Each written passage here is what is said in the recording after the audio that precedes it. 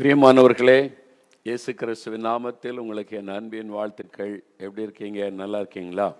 ஆண்டவர் இயேசு உங்களை ரொம்ப நேசிக்கிறார். அதனால தான் ஒவ்வொரு வாரமும் உங்களை சந்தித்து உங்களோட பேசுகிறார். நாம் சேர்ந்து ஜெபிப்பதற்கு நமக்கு அருமையான சந்தர்ப்பத்தை ஏற்படுத்தி தந்திருக்கிறார். ஆண்டவருக்கு நாம் நன்றி சொல்ல கடமைப்பட்டு இருக்கிறோம். நேற்று தினத்தில் ஆண்டவர் இந்த கடைசி காலத்தில் சாத்தானுடைய கிரியைகள் எப்படியெல்லாம் செயல்படுகிறான், வஞ்சிக்கிறான், ஏமாற்றுகிறான், எல்லாத்தையும் ஆண்டவர் கற்றுக் கொடுத்தார். இல்லை, தெய்வ பிள்ளைகளுக்கு அதை குறித்து தெளிவு அவசியம். நம்முடைய எதிராளியை குறித்து தெளிவாக அறிந்திருக்கணும். இன்றைக்கும் அவனை குறித்தும் அவனை எப்படி ஜெயிப்பது என்பதை குறித்து நம்ம அறிந்து கொள்ள போகிறோம். பிசாசுக்கு பிடிக்காத ஒரு செய்தியே அவனுடைய தந்திரங்களை வெளிப்படுத்தி பேசுவது, அவனை குறித்து பேசி மக்களை விழிப்புணர்வுக்குள் ஆக்குவது, அல்லது அவனை எதிர்க்கிற காரியத்தை சொல்லிக் கொடுப்பது. அதனால் அவனுடைய கிரியைகளெல்லாம் முடக்கப்பட ஜெபித்து விட்டு தான் இந்த செய்தி உங்களுக்கு நான் அறிவிக்கும்படியாக நிற்கிறேன். சரி, இந்த நாளிலும் ஆண்டவர் உங்களோடு பேசி ஆசீர்வதிப்பார். கடந்த வாரம் இயேசு கிறிஸ்து உங்களை ஆசீர்வதித்து பெருக பண்ணுவார். உங்களை ஆசீர்வதித்து உங்களை பெருக பண்ணி மகிழ பண்ணத்தான் சிலுவையிலே தன்னை ஆணி அடிக்க ஒப்பு கொடுத்த இரத்தத்தை எல்லாம் சிந்தினார். மூன்றாவது நாள் உயிரோடு கூட எழுந்து இன்றைக்கும் ஜீவித்திருக்கிறவர் இயேசு கிறிஸ்து. அவர் இன்றைக்கும் உயிரோடு இருக்கிறார் என்பதற்கு இன்றைக்கும் அவர் செய்கிற அற்புதங்கள் தான் ஆதாரம். 2000 ஆண்டுகளுக்கு முன்பாக இயேசு உயிரோடு இருக்கும்போது அற்புதம் செய்தார் இல்லை, இப்பவும் அதே மாதிரி அற்புதங்களை இயேசு செய்கிறார். அவர் மரித்தும் உயிரோடு இருக்கிறார் என்பதற்கு அதுதான் ஒரு ஆதாரம். இப்போ சில சாட்சிகளை உங்களுக்காக நான் வாசிக்க போகிறேன். ஒரு 5 சாட்சிகளை கேட்ட பிறகு 2 சாட்சிகளை வீடியோவில் பார்க்க போகிறீங்க. அப்புறம் ஒரு 5 நிமிடம் ஜெபிக்க போகிறோம். ஜெபிக்க ஆயத்தமாக இருங்க. உங்களுடைய அற்புதங்களை பெற்றுக்கொள்ள ஆயத்தமாக இருங்க. இயேசு அற்புதம் செய்ய ஆயத்தமாக இருக்கிறார். இப்போ உங்களோடு தான் பேசி கொண்டு இருக்கிறார். உங்கள் வீட்டில் நீங்கள் இருக்கிற இடத்துல உங்கள் பக்கத்தில் இயேசு இருக்கிறார். நீங்கள் எங்கே இருந்தாலும் சரி, ஆஸ்பத்திரியில் இருக்கிறீங்களா, வீட்டில் இருக்கிறீங்களா, ஆஃபீஸில் இருக்கிறீங்களா, ட்ராவலில் நீங்கள் அப்படியே செல்ஃபோனில் பார்த்து கொண்டு இருக்கிறீங்களா, அங்கே இயேசு உங்கள் பக்கத்தில் இருக்கிறார். உங்களுக்கு அற்புதம் செய்ய அவர் ஆவலோடு காத்திருக்கிறார். நம்ம ஜெபிக்க போகிறோம். அதுக்கு முன்னால் விசுவாசம் உங்களுக்குள்ளே பெருகும்படிக்கு தான் இந்த சாட்சிகளை நான் வாசிக்கிறேன். கவனிங்க. முதலாவது சகோதரி ஜோஸ்பின் ஐயம்பேட்டை, காஞ்சிபுரத்தில் இருக்கிற ஐயம்பேட்டை. திருமணம் முடிந்து 11 வருடங்களாக குழந்தை இல்லாமல் இருந்தேன். குழந்தை இல்லாத காரணத்தினால் நான் பட்ட அவமானங்கள், நிந்தைகள் மிக அதிகம். எல்லாரும் என்னை அவமானமாகத்தான் பார்ப்பார்கள். ஒரு விசேஷத்திற்கு சென்றாலே குழந்தை இல்லையா, மருத்துவமனைக்கு செல்லவில்லையா என்று கேள்வி கேட்டு மனதை புண்படுத்துவார்கள். பதில் சொல்லவே முடியாது. இதனால் எந்த விசேஷத்திற்கும் நான் செல்லவே மாட்டேன். அனுதினமும் வீட்டில் நிம்மதியே இருக்காது. மன கஷ்டத்தால் சரியான தூக்கமும் வராது. குழந்தைக்காக அநேக மருத்துவமனைகளை நாடி சென்றோம். கிட்டத்தட்ட 7 லட்சம் ரூபாய் மேலாக செலவு செய்தோம். அதுபோக 2 முறை IUI சிகிச்சை முறையை எடுத்து பார்த்தோம். ஆனால் எந்தவித பலனும் இல்லாமல் போனது. இனி சிகிச்சையை எடுக்க வேண்டாம் என்று முடிவெடுத்தோம். இந்த சூழ்நிலையில் ஜெபிக்கலாமாக நிகழ்ச்சியை நானும் என் கணவரும் தொடர்ந்து பார்க்க ஆரம்பித்தோம். 2023ஆம் வருடத்தில் ஒரு நாள் ஜெபிக்கலாமாக நிகழ்ச்சியில் குழந்தை இல்லாதவர்களுக்காக விசேஷமாக நீங்கள் ஜெபிக்கும்போது நானும் என் கணவரும் கண்ணீரோடு, இயேசுவே எங்களுக்கு கண்டிப்பாக இந்த வருடத்தில் குழந்தையை தாரும் என்று ஜெபித்தோம். பெரிய ஆச்சரியம், ஜெபித்த அதே வருடத்தில் மே மாதத்தில் கர்த்தர் என் கர்ப்பத்தை ஆசீர்வதித்தார். நான் கருவுற்றேன். 2024ஆம் வருடத்தில் ஜனவரி மாதத்தில் அழகான ஒரு ஆண் குழந்தையை பெற்றெடுக்க கர்த்தர் உதவினார். என் நிந்தை அவமானத்தை போக்கி என்னை வாழ வைத்த இயேசுவுக்கே எல்லா மகிமையும் உண்டாவதாக. 11 வருஷம் வேதனை, 7 லட்சம் பண செலவு பண்ணியும் பிரயோஜனமற்ற நிலைமை. கணவன் மனைவி ஒருமனப்பட்டு கண்ணீரோடு ஜெபித்தார்கள். இன்றைக்கு நீங்கள் 2 பேர் ஒருமனப்பட்டு ஜெபிங்க. ஒருவேளை கணவர் தூரமாக இருக்கலாம், இங்கே இல்லாமல் இருக்கலாம். அவர் அங்கே இருக்கிற இடத்துல ஜெபிக்க சொல்லுங்கள். ஒரு மனமாக இணைந்து ஜெபிச்சிங்கன்னா உடனே இயேசு அற்புதம் செய்து விடுவார். சகோதரி மல்லிகா, சித்தூர், ஆந்திர மாநிலத்தில் இருக்கிற சித்தூர், அங்கிருந்து ஒரு சகோதரி எழுதியிருக்கிறாங்க.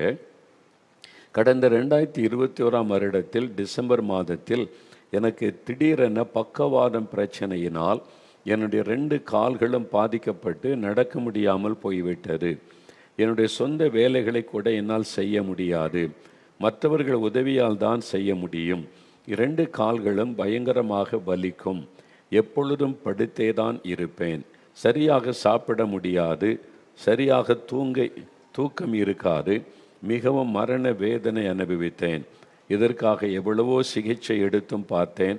எந்த பலனும் இல்லாமல் போய்விட்டது. கிட்டத்தட்ட 6 மாத காலம் நான் இந்த பிரச்சனையினால் அவதிப்பட்டு வந்தேன். இந்த சூழ்நிலையில் 2022ஆம் வருடம் மே மாதத்தில் 4 மாவடியில் நடந்த விடுதலை முகாமிற்கு மிகவும் கஷ்டப்பட்டு வந்து கலந்து கொண்டேன். 3 நாட்களும் ஜெபத்தில் இருந்தேன். 3ஆம் நாள் திறப்பின் வாசல் ஜெபத்தில் நீங்கள் வியாதிப்பட்டவர்களுக்காக ஜெபிக்கும்போது நானும் கண்ணீரோடு இயேசுவே என்னை குணமாக்கும் என்று ஜெபித்தேன். அந்த நேரம் ஒரு வெளிச்சம் என் காலில் இறங்கியதை பார்த்தேன். ஒழுங்காக நடக்க முடியாமல் இருந்த நான் உடனே நன்றாக நடக்க ஆரம்பித்தேன். என்னுடைய வலி எல்லாம் போய்விட்டது. அதன் பின்னர் காலில் வலி வரவே இல்லை. இப்பொழுது எல்லா வேலைகளையும் செய்கிறேன். அதிக தூரம் நடக்கிறேன். நிம்மதியாக இரவில் தூங்குகிறேன். மருத்துவர்கள் என்னை கைவிட்டனர். ஆனால் பரம வைத்தியராகிய இயேசு எந்த ஒரு செலவும் இன்றி இலவசமாக சுகத்தை கொடுத்துள்ளார். அவருக்கே மகிமை உண்டாவதாக. பார்த்தீங்களா, நடக்க முடியாமல் வாத நோயினால் பாதிக்கப்பட்ட சகோதரி கண்ணீரோடு ஜெபித்த போது இயேசுடைய வெளிச்சம் அவங்க பார்க்குறாங்க. காலுக்குள்ள அந்த வெளிச்சம் இறங்கினதை பார்த்தாங்க. உடனே நடக்க ஆரம்பிச்சிட்டாங்க. எல்லா வலியும் போய்விட்டார். அந்த இயேசு தான் மெய்யான ஒளி.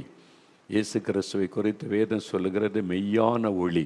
அப்படின்னா பொய்யான ஒளி இருக்கிறது. பிசாசு பொய்யான ஒளியை காமிச்சு இதான் ஒளி இதான் ஒளின்னு ஏமாற்றுவான். மனிதர்களால் உண்டாக்கப்படுகிற ஒளியை காமிச்சு மக்களை ஏமாற்றுவான். மெய்யான ஒளியாகிய இயேசு கிறிஸ்து தான் நம்முடைய வாழ்க்கையை வெளிச்சமாக்க முடியும்.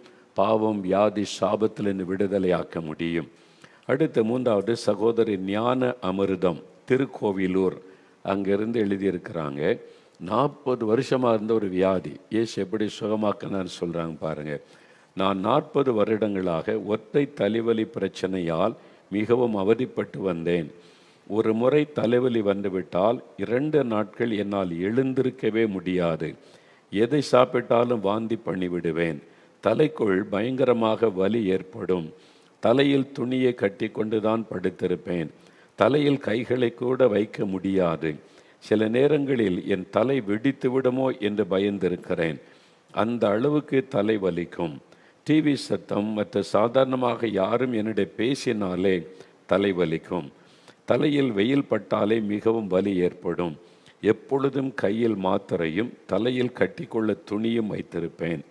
இந்த தலைவலிக்காக நாட்டு வைத்தியம் மற்றும் மருந்து மாத்திரை என எல்லா விதத்திலும் எடுத்து பார்த்தேன். ஒரு துளி கூட பிரயோஜனம் இல்லாமல் போய்விட்டது. திரும்ப திரும்ப தலைவலி வந்து கொண்டே தான் இருந்தது. இந்த சூழ்நிலையில்தான் 2020ஆம் வருடத்தில் ஊரடங்கு காலத்தில் ஜெபிக்கலாமாக நிகழ்ச்சி பார்க்க ஆரம்பித்தேன். 2020 மே மாதத்தில் ஒரு நாள் ஜெபிக்கலாமா நிகழ்ச்சியை பார்த்து கொண்டிருக்கும் போது வியாதிப்பட்டவர்களுக்காக நீங்கள் பாரத்தோடு ஜெபித்தீர்கள். அப்பொழுது நானும் என் தலை மீது கைகளை வைத்து கண்ணீரோடு ஜெபித்தேன். ஜெபிக்கும் பொழுதே என் தலைக்குள் ஒரு வல்லமை இறங்கியதை உணர்ந்தேன். ஜெபம் முடிந்ததுமே என் தலைவலி சுத்தமாக மறைந்து விட்டது. அதன் பின்பதாக நான் மாத்திரை எடுக்கவே இல்லை. இப்பொழுது 4 வருடங்களுக்கு மேல் ஆகிவிட்டது. நன்றாக சாப்பிடுகிறேன், நன்றாக தூங்குகிறேன், எல்லா வேலையும் செய்கிறேன். தலைவலி பிரச்சனை எனக்கு வரவே இல்லை. இயேசு எனக்கு பரிபூர்ண சுகத்தை கொடுத்துள்ளார். இயேசுவுக்கே மகிமை. 40 வருட வியாதி பிரச்சனை. ஒரு நாள் விசுவாசத்தோடு கண்ணீரோடு ஜெபித்த போது விடுதலை. அந்த இயேசு இவங்களுக்கு சுகம் கொடுத்த அந்த இயேசு தான் உங்கள் பக்கத்தில் நின்று கொண்டு இருக்கிறார். இயேசுவே நீ கூப்பிடுங்க. இயேசுவே எனக்கும் சுகந்தார். இவங்களுக்கு சுகம் கொடுத்தீங்களே, என்னையும் தொடுங்க, எனக்கும் சுகந்தாங்க. இந்த இயேசுன்ற பெயரை சொல்லி கூப்பிட்டா உங்களுக்கு அற்புதம் நடக்கும். அடுத்தது சகோதரி சோஃபியா ஜான்சி. இவங்க குடும்பத்தில் ஒரு அற்புதம் நடந்திருக்கு பாருங்கள். சென்னையிலேருந்து இந்த அனுபவத்தை சொல்லியிருக்கிறாங்க. என் கணவர் சுமார் 7 வருடங்களுக்கு மேலாக குடிப்பழக்கத்திற்கு அடிமையாக இருந்தார். தினமும் குடித்து விட்டு தான் வீட்டுக்கு வருவார். குடித்துவிட்டு வந்தாலே வீட்டில் அடிக்கடி எனக்கும் என் கணவருக்கு சண்டை வந்து கொண்டே இருக்கும். ஒரு நிம்மதியும் இருக்காது, ஒரு சந்தோஷமும் இருக்காது. ஒரு நாளைக்கு ஒரு முழு பாட்டிலையும் குடித்து விடுவார். குடிக்காமல் இருந்தால் அவர் பைத்தியம் பிடித்தாற் போல இருப்பார். அவர் குடிப்பதினால் எங்களுடைய எதிர்காலம் என்ன ஆகும் என்று நினைத்து நினைத்து அழுத நாட்கள் அதிகம். என் கணவரின் குடியை நிறுத்துவதற்கு போதை மறுவாழ்வு மையத்தில் கூட்டி சென்று சிகிச்சை எடுக்க வைத்திருக்கிறேன். ஆனால் சில நாட்கள் குடிக்காமல் இருப்பார், திரும்பவும் குடித்து விடுவார். இந்த சூழ்நிலையில் 2024 வருடம் ஜனவரி மாதம் 4 நடந்த தீர்க்க தரிசன ஜெப முகாமில் கலந்து கொள்வதற்காக நானும் என் கணவரும் வந்திருந்தோம். என் கணவர் வரும்போதே குடித்து விட்டு தான் வந்திருந்தார். 3 நாட்கள் முழுவதுமாக தேசத்திற்காக நான் உபவாசித்து ஜெபித்தேன். பெரிய ஆச்சரியம், 3 நாட்களும் என் கணவரும் உபவாசம் இருந்து ஜெபித்தார். அவருடைய நடவடிக்கைகளில் அநேக மாற்றங்களை பார்த்தேன். அந்த 3 நாட்களும் குடிக்க வேண்டும் என்ற எண்ணமே அவருக்குள் வரவில்லை. ஜெபம் முடிந்து வீட்டிற்கு சென்ற பின்பும் அவர் மதுபானத்தை தேடி செல்லவே இல்லை. ஜெபிக்கவே விரும்பாத அவர் அனுதினமும் காலையிலும் இரவிலும் ஜெபிக்க ஆரம்பித்தாள். நாங்கள் குடும்ப ஜெபம் செய்ய ஆரம்பித்தோம். என் குடும்பத்தில் பெரிய சமாதானம் வந்தது. இப்பொழுது கிட்டத்தட்ட 1 வருடத்திற்கு மேலாகிவிட்டது. என் கணவர் மதுபானத்தை தொடவே இல்லை. அவருடைய வாழ்க்கையை இயேசு மாற்றியுள்ளார். எல்லா மகிமையும் இயேசுவுக்கே. அதாவது தேவ பிரசன்னம் 3 நாள் உபவாசம் பண்ணி ஜெபிக்கிற இடத்துல கர்த்தருடைய பிரசன்ன வல்லமை எப்பொழுதும் பிரசன்னமாகி இருக்கும். அதனால் அதுக்குள்ள பாவத்தோடு ஒரு மனிதன் வந்தால் கூட அந்த பாவத்தினுடைய பிரசன்னம் விலகி ஒரு விடுதலை, அந்த வல்லமை விலகி ஒரு மாற்றம், ஒரு புது இருதயத்தை ஆண்டவர் கொடுத்து மாற்றிட்டார். பார்த்தீங்களா? இதே மாதிரி தான் தேவ பிரசன்னம், இயேசுடைய பிரசன்னத்துக்குள்ளே நீங்கள் வந்துட்டீங்கன்னா ஒரு முழுமையான விடுதலை உங்களுக்கு கிடைத்து விடும். இயேசு என்கிற அற்புதமான ஒரு ஆண்டவர். அவரிடத்தில் வந்தால் போதும், நீங்கள் எங்கே போய் முட்டி மோதி உங்களை வேதனைப்படுத்தி கஷ்டப்படுத்தி தேவையில்லை. சுலபமாக விசுவாசித்த இயேசுவை நீங்கள் சொந்தமாக்கி கொண்டீங்கன்னா பெரிய மாற்றமுடைய வாழ்க்கையில் இயேசு தருவார். ஒரு சகோதரர், அவர் பேரை சொல்லலை, ஆனால் இப்போ நான் உங்களுக்கு சொல்கிறேன், பேரை உங்களுக்கு சொல்ல மாட்டோம். ஆனால் அவருடைய அற்புத சாட்சியை நீங்கள் கேளுங்க. நிறைய பேர் இந்த மாதிரி பிரச்சனையில் நீங்கள் இருக்கக்கூடும். நான் ஒரு பெண்ணிடம் தவறான தொடர்பில் இருந்தேன். எனக்கு திருமணம் முடிந்தும் அந்த தொடர்பை என்னால் விட முடியவில்லை. ஆனால் நாளாக ஆக எனக்குள்ள ஒருவித பயம் ஏற்பட்டது. அது விட்டுவிட வேண்டும் என்று எண்ணி நான் எவ்வளவோ போராடினேன். ஆனால் விட முடியாமல் இருந்தேன். அப்பொழுது ஒரு நாள் ஜெபிக்கலமாக நிகழ்ச்சியை நான் பார்த்து கொண்டிருக்கும் போது நீங்கள் பாவத்தை குறித்து மிக அழுத்தம் திருத்தமாக கூறினீர்கள். ஜெப நேரத்தில் இயேசுவே இனிமேல் இந்த பாவத்தை செய்ய மாட்டேன் என்று ஒப்பு கொடுத்து ஜெபித்து அதன் பின்பதாக விட்டுவிட்டேன். ஆனால் அந்த பெண் என்னை மிரட்ட ஆரம்பித்தாள். உன்னை வாழ விடமாட்டேன் என்று மிகவும் என்னை பயமுறுத்தினாள். நானும் எவ்வளவோ முயற்சி செய்தும் எனக்கு பலன் கிடைக்கவில்லை. என்னுடைய எதிர்காலத்தை பற்றி நினைத்து மிகவும் பயந்தேன். இந்த சூழ்நிலையில்தான் 2024 நவம்பர் மாதம் திறப்பின் வாசல் ஜெபத்திற்கு 4 மாடிக்கு வந்திருந்தேன். அன்றைய தினத்தில் பாவ அடிமை தினத்தில் உள்ளவர்கள் விடுதலைக்காக நீங்கள் ஜெபித்தீர்கள். அப்பொழுது இயேசுவே, நான் செய்த இந்த பாவத்தை மன்னிங்க, இனிமேல் இந்த பாவம் என்னை தொடரக்கூடாது என்று அழுது போராடி ஜெபித்தேன். பெரிய ஆச்சரியம், ஜெபித்து விட்டு வந்த பிறகு அந்த பெண் திரும்ப என்னிடம் பிரச்சனை பண்ணவே இல்லை, என்னிடம் பேசவும் இல்லை.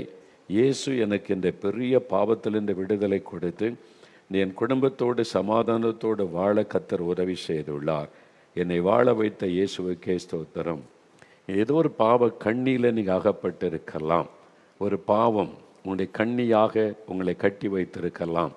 நீங்கள் விடணும்னு நினச்சா கூட வெளியே வர முடியாத சூழ்நிலை, அந்த பொருளாத மனிதர்களால் பயமுறுத்துதல், அவங்களால கட்டி வைக்கப்பட்ட நிலைமை. இயேசு அதிலிருந்து விடுதலை கொடுக்க வல்லவர். நீங்கள் தைரியமாக இயேசுகிட்ட முழுமையாக ஒப்பு கொடுங்க. எனக்கு இந்த ஃப்ரெண்ட்ஷிப்லேருந்து விடுதலை வேணும், இந்த தவறான இந்த பழக்கத்திலிருந்து விடுதலை வேணும். ஒருவேளை நீங்கள் இந்த மாதிரி கே லெஸ்பியனாக தவறான தொடர்பில் இருக்கலாம். இயேசுகிட்ட வந்து மனம் திறந்து பேசுங்க. இது என்னை தொடருது, இது ஒரு கண்ணியாக இருக்குது, எனக்கு விடுதலை வேணும். இன்றைக்கு இயேசு விடுதலை தருவார். இந்த மாதிரி நிறைய பேர் விடுதலை பெற்றிருக்கிறாங்க.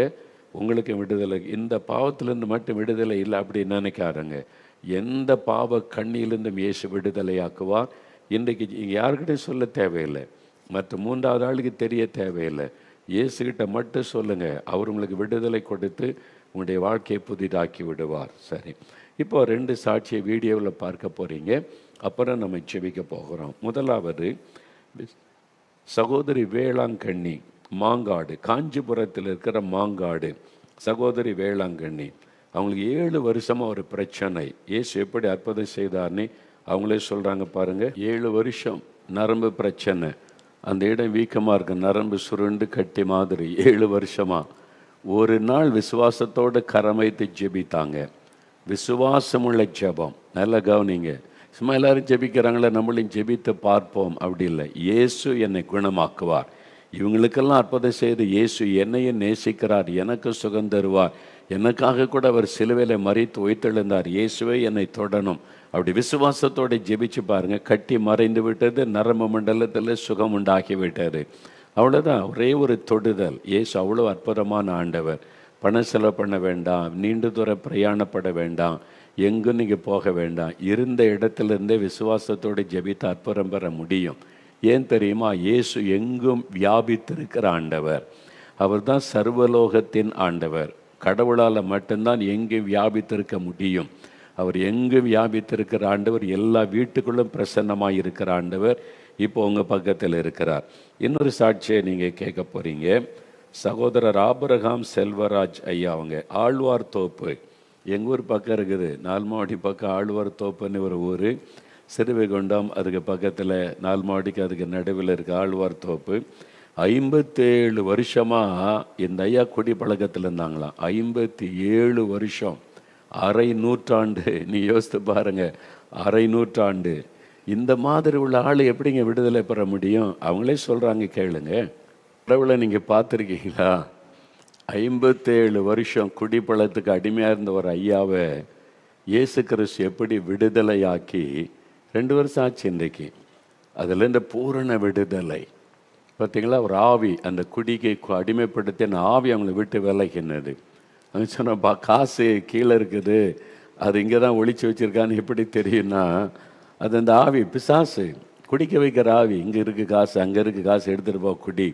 மனிதனை எப்படியெல்லாம் அந்த பிசாசு அடிமைப்படுத்துட்டு பார்த்தீங்களா? அப்போ நீங்கள் குடிப்பழக்கத்தை விட முடியல, ஏவுதல் வந்துக்கிட்டே இருக்குன்னா, ஒரு குடிவெறியை உண்டாக்குற ஆவி உங்களை அடிமையாக்கி வச்சுருக்கு. உங்களுக்கு தேவை விடுதலை. இந்த விடுதலையை இயேசுவை தவிர ஒருத்தரும் தர முடியாது. நல்லா அறிந்து கொள்ளுங்க. இந்த மாதிரி ஆயிரக்கணக்கான சாட்சிகளை இதுவரை கடந்த 4 வருஷத்தில் உங்கள் முன்னால் நிறுத்தி இருக்கிறோம். இந்த மாதிரி மனிதனை பாவத்திலிருந்து விடுதலையாக்குற ஒரே ஒரு ஆண்டவர் இயேசு தான்.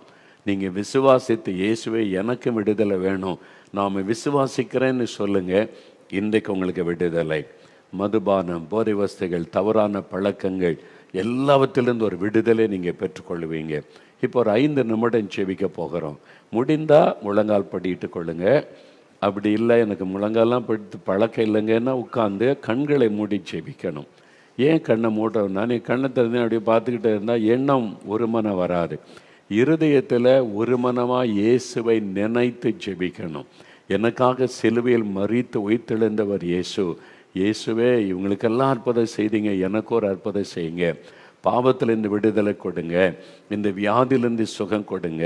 இந்த வியாதி நரம்பு மண்டலம், எலும்புகள் பாதிக்கப்பட்டிருக்கு, இருதயத்தில் பிரச்சனை, நுரையீரல் பிரச்சனை, டைஜஸ்டிவ் சிஸ்டம் பிரச்சனை, கிட்னியில் பிரச்சனை, எங்கே பிரச்சனை அங்கே கை வைங்க. எந்த இடத்துல வலி, வேதனை, கட்டிகள் இருக்கிறத கை வைங்க. தைராய்டு கட்டி இருக்குது, கேன்சர் கட்டி இருக்குது, அந்த இடத்துல உங்களுடைய வலது கை வைங்க. அப்படியே கண்களை மூடி ஜெபிக்கணும். 5 நிமிஷம்தான், நீங்கள் தான் ஜெபிக்கணும். உங்கள் கூட சேர்ந்து நான் ஜெபிப்பேன். உங்கள் ஜெபத்தை தான் ஆண்டவர் கேட்க விரும்புகிறார். குடும்பத்தில் யாராவது வியாதிப்பட்டிருந்தால் அவங்க மேலே கை வைத்து ஜெபிங்க. இது மாதிரி பாவ பழக்கத்துக்கு அடிமையாக அவங்களுடைய கணவரோ பிள்ளைகளோ சகோதரனோ இருந்தால் அவங்க மேலே கை வைத்து உதவி செய்யுங்க ஜெபத்தில். இயேசுவே விடுதலை கொடுங்க. அப்படி ஜெபிக்கலாமா? கண்களை மூடுங்க. இயேசுவை கண் முன்னால் நிறுத்துங்க. இயேசுவே உமக்கு ஸ்தோத்திரம், நீர் அற்புதங்களின் தேவன், விடுதலை கொடுக்கிற ஆண்டவர், சுகம் கொடுக்கிறவர், எனக்காக மரித்து உயிர்த்தெழுந்தவர். இயேசுவே, நீர் உயிரோடு இருக்கிற ஆண்டவர், என் பக்கத்தில் இருக்கிறீங்க, எங்கள் வீட்டுக்குள்ளே வந்திருக்கிறீங்க. இப்போ என்னை தொடுங்க, என்னை தொடுங்க, எனக்கு விடுதலை கொடுங்க. இனி இந்த மதுபானம் வேண்டாம், போதை வஸ்துகள் வேண்டாம், இந்த தவறான பாவ பழக்கங்கள் வேண்டாம். இயேசுவே, விடுதலை கொடுங்க, என் பாவத்தை மன்னிங்க, பாவத்தில் இந்த விடுதலை கொடுங்க, எனக்கு சமாதானம் தாங்க, நிம்மதி தாங்க. இயேசுவே, விடுதலை கொடுங்க, என்னால் விட முடியல, நீங்கள் எனக்கு விடுதலை கொடுங்க. ஜெபிங்க ஜெபிங்க சகோதரனை, ஜெபிங்க சகோதரி, ஜெபம் பண்ணுங்க. அருமையான ஐயா, ஜெபம் பண்ணுங்க. உங்களுக்கும் விடுதலையின் நாள் இது. இயேசுவே, விடுதலை கொடுங்க. சொல்லுங்க, இயேசுடைய பெயரை சொல்லி கூப்பிடுங்க. இயேசுவே, விடுதலை கொடுங்க. ஆண்டவருடைய வல்லமை இறங்குகிறாரு. இயேசுவின் வல்லமை, விடுதலை அளிக்கிற வல்லமை தொடுகிறது. இயேசுவே, சுகம் கொடுங்க. ஜெபம் பண்ணுங்க. இந்த கட்டி மறைந்து போகட்டும். கட்டியை எடுத்து போடுங்க. இயேசுவை, என் நரம்புகளை தொட்டு குணமாக்குங்க, என் எலும்புகளை தொட்டு குணமாக்குங்க, என் இருதயத்தை சுகம் கொடுங்க, என்னுடைய நுரையீரலை தொடுங்க. ஆஸ்துமா வியாதி, இழுப்ப வியாதி விலகட்டும். இயேசுவே, என்னுடைய கல்லீரலை தொடுங்க, அதெல்லாம் கெட்டு போச்சுன்னு சொல்றாங்க, என்னை தொட்டு சுகம் கொடுங்க. என்னுடைய டைஜஸ்டிவ் சிஸ்டத்தை தொடுங்க, ஜீரண உறுப்பு பாதிக்கப்பட்டு போச்சு, ஆண்டவரை தொடுங்க, குடல் புண்ணை மாற்றுங்க. ஜெபிங்க ஜெபிங்க, இயேசுவை தொடுங்கன்னு ஜெபிங்க. இயேசுவை, என்னுடைய கர்ப்பப்பையை தொடுங்க, கர்ப்பப்பையில் இருக்கிற கட்டி மறைந்து போகட்டும், ஆண் தடைகள் விலகட்டும். கர்ப்பத்தின் ஆசீர்வாதம் வேணும். கணவன் மனைவி சேர்ந்து ஜெபிங்க, எங்களை ஆசீர்வதிங்க. இந்த வருடம் எங்களை ஆசீர்வதிங்க. இந்த வருடம் ஒரு குழந்தையை தந்துதான் ஆகணும் ஆண்டவரே. ஜெபம் பண்ணுங்க ஜெபம் பண்ணுங்க, கண்ணீரோட ஜெபம் பண்ணுங்க. இயேசு தொடுகிறான். என் காலை தொடுங்க, கைகளை தொடுங்க, சுகம் உண்டாகட்டும். என் கண்களிலே தெளிவான பார்வை தாங்க ஆண்டவரே. என் காதை திறங்க, இயேசுவின் நாமத்தை, இயேசுவின் பெயரை சொல்லுங்க. இயேசுவை, என் குழந்தைகளை தொடுங்க, சுகம் கொடுங்க. என் குழந்தையை தொட்டு விடுதலை கொடுங்க, சுகம் தாங்க. எங்க அம்மாவுக்கு சுகம் கொடுங்க, அப்பாவுக்கு சுகம் கொடுங்க. ஆஸ்பத்திரியில் இருக்கிற ஆண்டவரே, இங்க என்னுடைய குடும்பத்தாருக்கு சுகம் கொடுங்க ஆண்டவரே. கணவரை சுகமாக்கி எழுப்புங்க இயேசுவின் நாமத்தில். இயேசுவின் நாமத்தில் சொல்லுங்க, இயேசுவின் நாமத்தில் சுகம், இயேசுவின் நாமத்தில் விடுதலை, இயேசுவின் நாமத்தில் சுகம், இயேசுவின் நாமத்தில் விடுதலை. பொல்லாத ஆவி விலகட்டும், பில்லி சூனிய கட்டுகள், மந்திர வல்லமை அழியட்டும் இயேசுவின் நாமத்தில். இயேசுவின் பெயரை சொல்ல சொல்ல விடுதலை, இயேசுவின் நாமத்தை சொல்ல சொல்ல விடுதலை. இயேசுவே தொடும், இயேசுவே விடுதலை தாரும், இயேசுவின் நாமத்தில் விடுதலை. நீங்க சொல்ல சொல்ல விடுதலை உண்டாகி கொண்டு இருக்கிறது. விடுதலை பெற்றுக்கொள்ளுகிறீங்க. இயேசுவே, உமக்கு ஸ்தோத்திரம். என்னை தொடுகிறதற்காக ஸ்தோத்திரம், விடுதலை தருகிறதற்காக உமக்கு ஸ்தோத்திரம். இயேசுவே, உமக்கு நன்றி. அப்படி ஆண்டவரை ஸ்தோத்திரம் பண்ணுங்க, வாய் திறந்து. இயேசுவே, உங்களுக்கு நன்றி. என்னை தொடுகிறீர், விடுதலை தருகிறீர், எனக்கு அற்புதம் செய்கிறீர், உமக்கு நன்றி. இயேசுவே, உமக்கு நன்றி. இயேசுவே, உமக்கு நன்றி.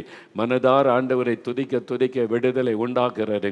இப்ப சொல்லுங்க, வலதுகரம் வைத்துங்க, இயேசுவே ஸ்தோத்திரம் சொல்லுங்க, வாய்த்தரன். இயேசுவே ஸ்தோத்திரம், சுகத்திற்காய் ஸ்தோத்திரம், விடுதலைக்காய் ஸ்தோத்திரம், எனக்கு அற்புதம் செய்து விட்டதற்காக இயேசுவே ஸ்தோத்திரம், ஸ்தோத்திரம், ஸ்தோத்திரம். இயேசு கிறிஸ்துவின் நாமத்தில் ஜெபிக்கிறோம். ஆமேன், ஆமேன். ஆண்டவர் தொட்டுட்டா நிறைய பேர் விடுதலை பெற்றுட்டீங்க. இனி விசுவாசிக்கணும்.